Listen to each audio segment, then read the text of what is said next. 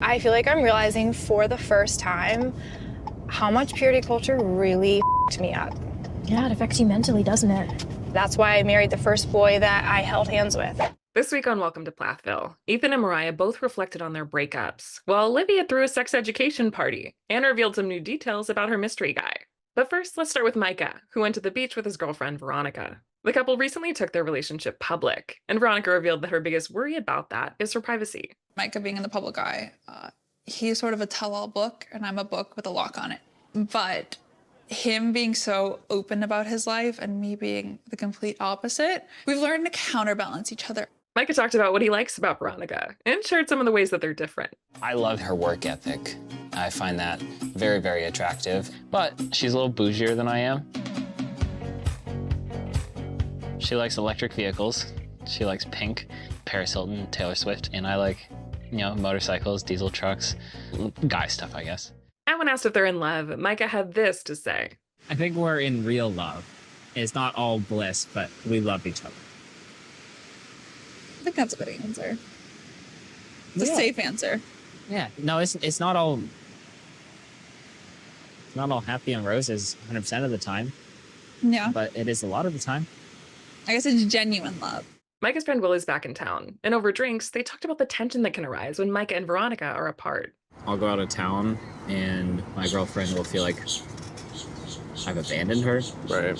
I don't see how she So, do you see where she's coming from or no? Maybe I don't talk to her as much because I'm hanging out with my family, doing stuff up there. Right. But I still call her like 3 times a day.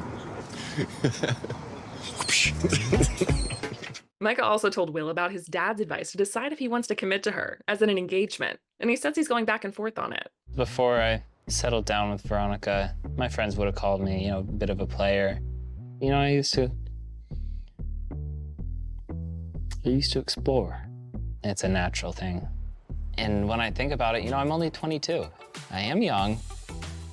I am, very adventurous and very free-spirited. But she's the first girl that's meant this much to me. She is amazing. There's a lot running through my mind sometimes.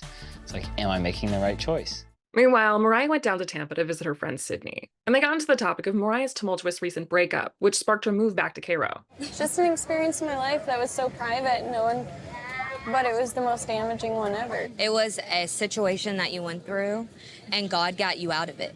I love somebody else more than I loved myself. Maybe that's a good thing because I gave it my all. The man that I thought I knew was everything I ever wanted and more, and would never, ever do what he did. Moriah explained how so many questions about that relationship still linger in her mind. There's a lot of things I don't know, a lot of missing pieces, a lot of questions I have that I just feel like I'll never get the answers to, and I have to come to terms with that, but it is hard. It is hard trying to move forward with just all these questions in my head constantly. Did you love me? Did you care about me? Did you mean any of what parts of it were true? What parts of it weren't true? Back in Cairo, Ethan bonded with his little sisters on the farm and brought up the elephant in the room, his and Olivia's divorce. You guys do know me and Olivia aren't together anymore. Yeah. Mm-hmm. And we are officially divorced, right? Mm-hmm. Yeah. I haven't gotten into anything with my little sisters about it, really. I feel bad about it because it's like a bad example as their older brother with my marriage not working out. I have to be a better example in the future. I don't want that to ever happen for any of them. Beyond that, Ethan stayed pretty quiet about the situation, but Amber was curious. Part of me wants to talk about it and know why and what that looks like and just details. But he's not that open of a person, He doesn't talk that much about himself. So I just wanted to be quiet just in case if he wanted to say anything. It's not something you really want to talk about. So you want to know, but it sucks to talk about. In interviews, Ethan reflected on his marriage and the lessons he learned, and cited his past comments about Olivia not cooking as one of them. My comment that I made was not about cooking 3 meals a day. I was not feeling loved, and I was very angry. If I could go back, I would say it differently and have a discussion in a very different way than just losing it and everything spilling out at once. Ethan said that he's thought a lot about what the true problem was between him, Olivia, and his family, and he landed on this. I mean, Olivia was just consumed with all these problems she saw with the way we were raised. And I think what it comes down to is Olivia hated the way that she grew up with her family and the problems that her family had. And at the end of the day, was rewriting everything for herself and what she believed. And she had to reject everything else.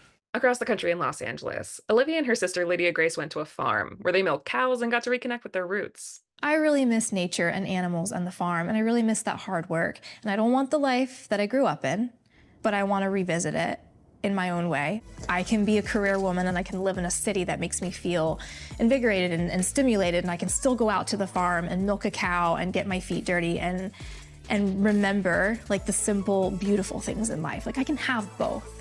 And I've never felt like I could have both before.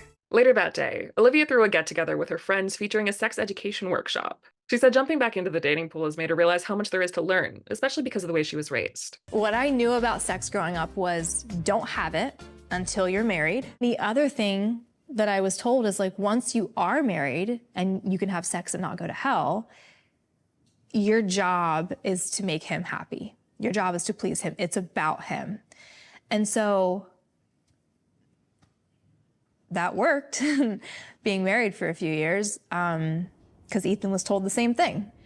But that doesn't work for me anymore. Olivia told her sister that the guy she's been seeing back on the East Coast has been understanding about where she's at in her journey. And it's through her experiences with him that she's been inspired to learn more. Seeing how comfortable he is with his sexuality and exploring it and having fun and how important it is to him in his life and how important it is to him in a partner, that's when I started to realize how many hang-ups I had.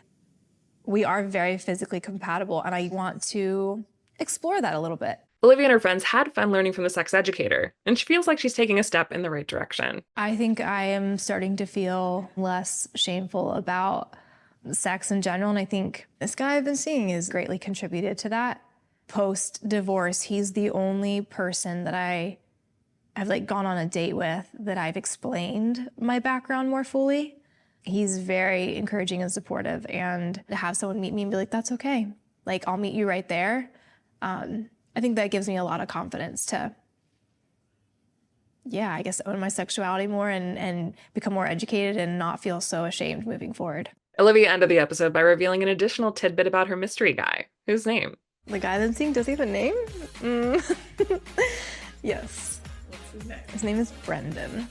Do you plan on seeing this Brendan again? I think I'll see this Brendan again.